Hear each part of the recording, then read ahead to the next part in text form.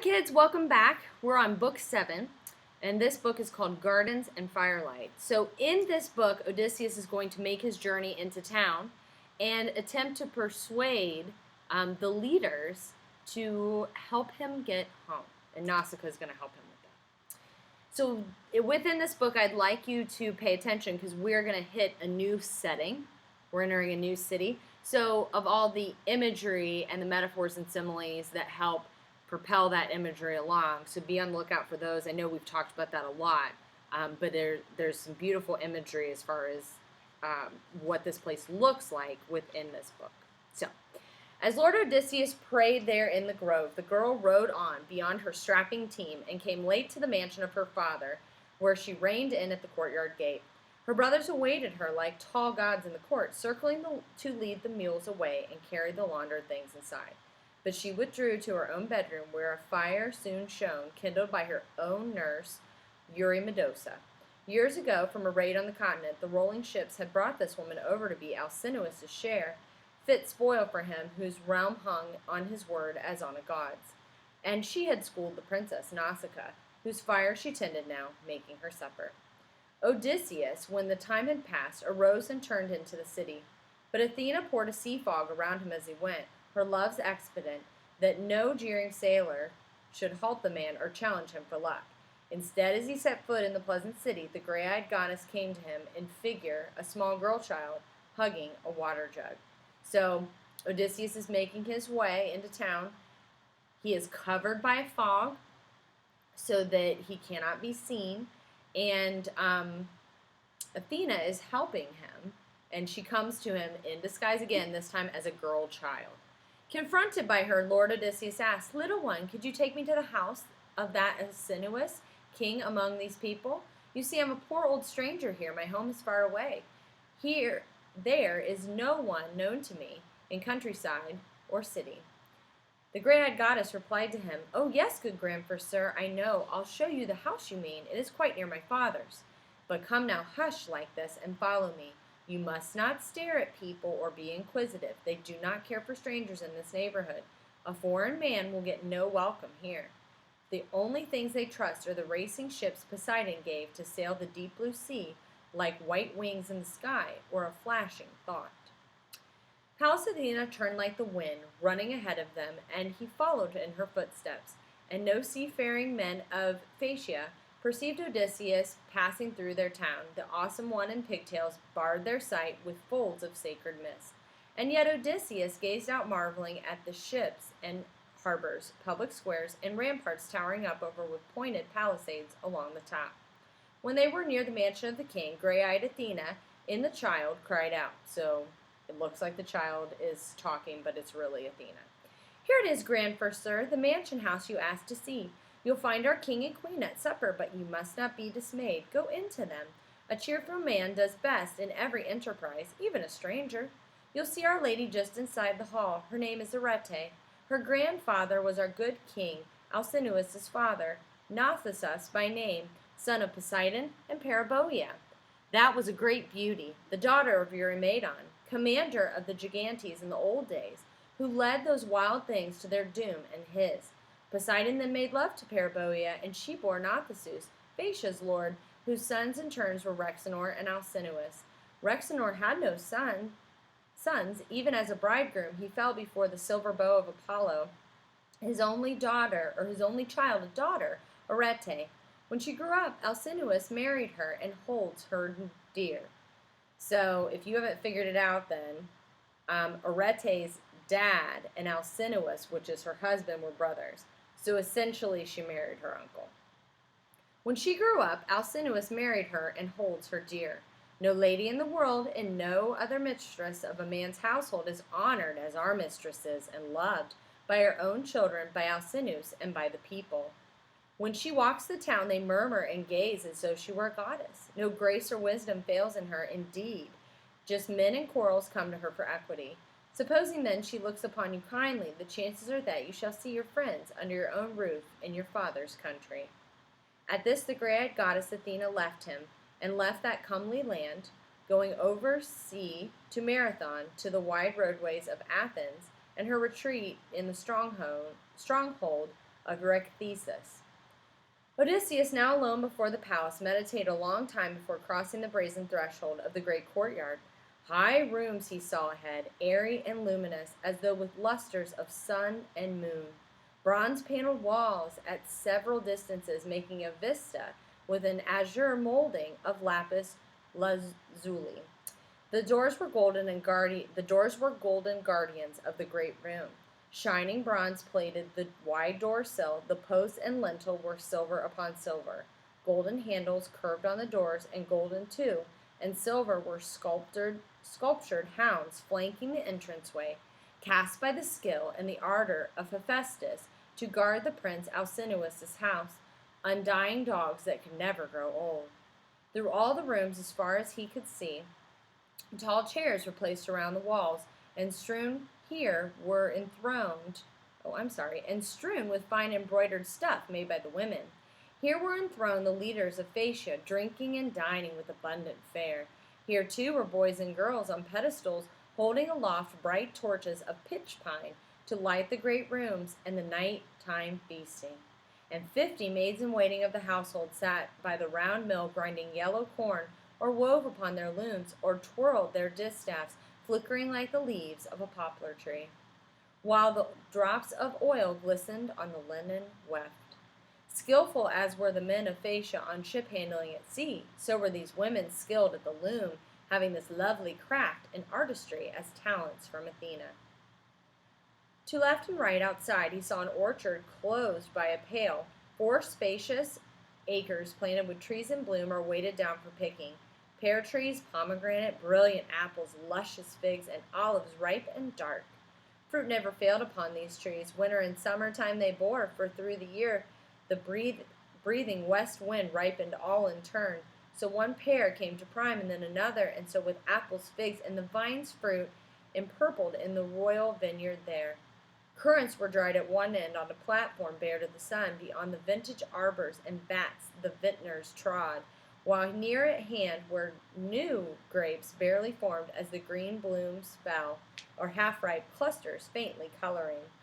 After the vines came rows of vegetables of all kinds that flourish in every season, and through the garden plots and orchard ran channels from one clear fountain, while another gushed through a pipe under the courtyard entrance to serve the house and all who came for water.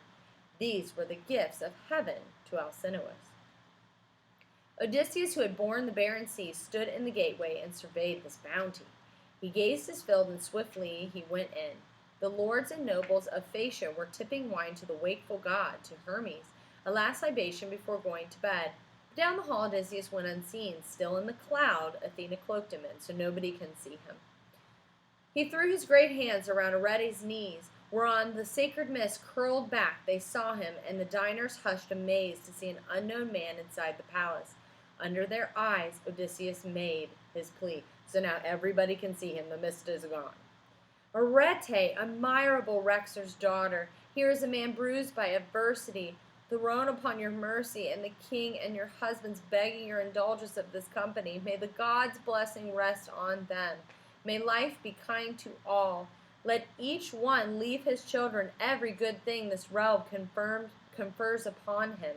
But grant me passage to my fatherland. My home and friends lie far. My life is pain. He moved then toward the fire and sat him down amid the ashes. No one stirred or spoke until Ecthinios broke the spell. An old man, eldest of the Phaeacians, an oracle, burst in the laws and manners of old time. He rose among them now and spoke out kindly. Alcinous, this will not pass for courtesy. A guest abased in the ashes at our hearth? Everyone here waits for your word. So come then, lift the man up, give him a seat of honor, a silver-studded chair. Then tell the stewards we'll have another wine bowl for libation to Zeus, Lord of the lightning. Advocate for honorable petitioners, and supper may be supplied our friend by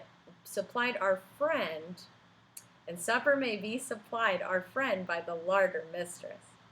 Alcinous, calm in power, heard him out, then took the great adventurer by the hand and led him from the fire.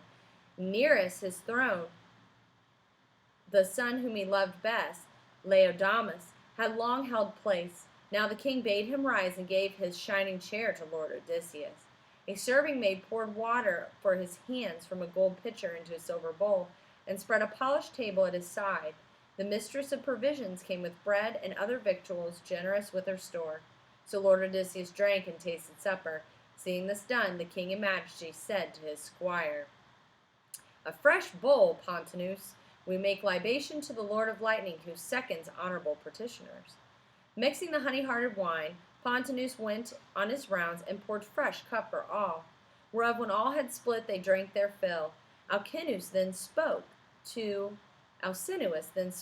the company. "My lords and leaders of Phaeacia, hear now all that my heart would have me say. Our banquet's ended, so you may retire, but let our seniors gather in the morning to give our guests a festal day, and make fair offerings to the gods.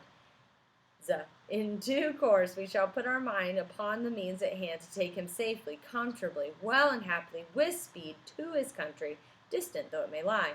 And may no trouble come to him here or on the way.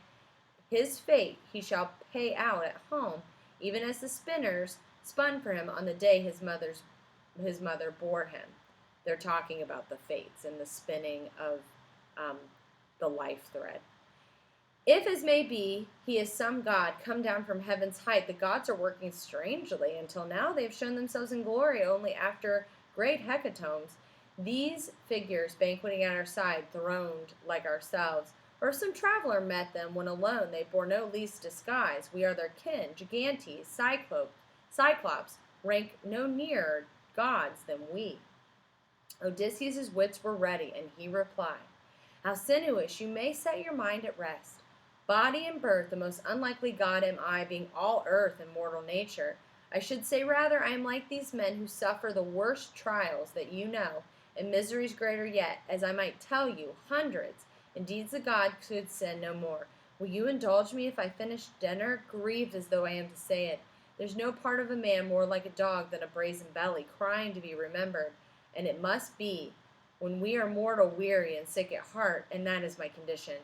Yet my hunger drives me to take this food and think no more of my afflictions. Belly must be filled. Be equally impelled, my lord, tomorrow to berth me in the ship and send me home. Rough years I've had. Now may I see once more my hall, my lands, my people, before I die." Now all who heard cried out to assent to this. The guest had spoken well. He must have passage. So Odysseus has asked the queen for a way home, and now they've fed him and they've refreshed him as far as food and drink. And because of the words, as we've talked before, heroes they give great speeches. Because of the words that he used, all the people are crying out saying, "We must send him home." Then tipping wine, they drank their thirst away, and one by one went homeward for the night. So Lord Odysseus kept his place alone with Arete and the king Alcinous beside him, while the maids went to and fro, clearing away the wine cups and the tables. Presently the ivory-skinned lady turned to him, for she knew his cloak and tunic to be her own fine work done with her maids, and arrowy came her words upon the air. So now the queen is speaking to him. "Friend, I for one have certain questions for you. Who are you, and who has given you this clothing? Did you not say you wandered here by sea?" The great tactician carefully replied, so Odysseus is going to be very smart with his answer. "Ah, Majesty, what labor it would be to go through the whole story, all my years of misadventures given by those on high. But this you ask is quickly told. In mid-ocean lies Ogygia, the island haunt of Calypso, Atlas's guileful daughter, a lovely goddess and a dangerous one." So he's talking about Calypso's island. No one, no god or man, consorts with her, but supernatural powers brought me there to be her solitary guest. For Zeus let fly with his bright bolt and split my ship, rolling me over on the wine-dark sea. There are all my shipmates, friends were drowned, while I hung on the keelboard of my wreck and drifted 9 full days. Then the dead of night the gods brought me ashore on Ogygia into her hands. The enchantress in her beauty fed and caressed me, promised me I should be immortal, youthful, all the days to come, but in my heart I never gave consent through the 7 years I detained. Immortal clothing I had from her and kept it wet with tears. Then came the 8th year on the wheel of heaven, and word to her from Zeus or change of heart, so that she now commanded me sail, sending me out to sea on a craft I made with timber and tools of hers. She gave me stores, victuals, and wine, a cloak divinely woven, and made a warm land breeze come up astern. 17 days I sailed in the open water before I saw your country shore, a shadow upon the sea rim. Then my heart rejoiced, pitiable as I am, for blows aplenty awaited me from the God who shakes the earth. Cross gales he blew, making me lose my bearings, and heaved up seas beyond imagination, huge and foundering seas. All I could do was hold hard, groaning under every shock, until my craft broke in the hurricane. I kept afloat and swam your sea, or drifted, taken by wind and current to this coast, where I went on big swells running landward. But cliffs and rock shoals made that place forbidding, so I turned back, swifting offshore, and came into a river, an auspicious water, with smooth beach and a rise that broke the wind. I lay there when I fell, till strength returned. Then sacred night came on, and I went inland to a high ground, and a leaf bed in a thicket. Heaven sent slumber in an endless tide, submerging my sad heart among the leaves. That night and the next day's dawn and noon I slept. The sun went west, and then sweet sleep unbound me when I became aware of maids, or your daughters, playing along the beach. The princess, too, most beautiful. I prayed her assist me, and her good sense was perfect. One could hope for no behavior like it from the young, thoughtless as they most often are. But she gave me a good provender and good red wine, a river bath, and finally this clothing. There is the bitter tale. These are the facts. Now, the thing you need to think about here as far as Odysseus being the great tactician here, or cunning, is that if you notice in that whole passage, he never said, oh, by the way, I was naked and your daughter clothed me. Because he knows better.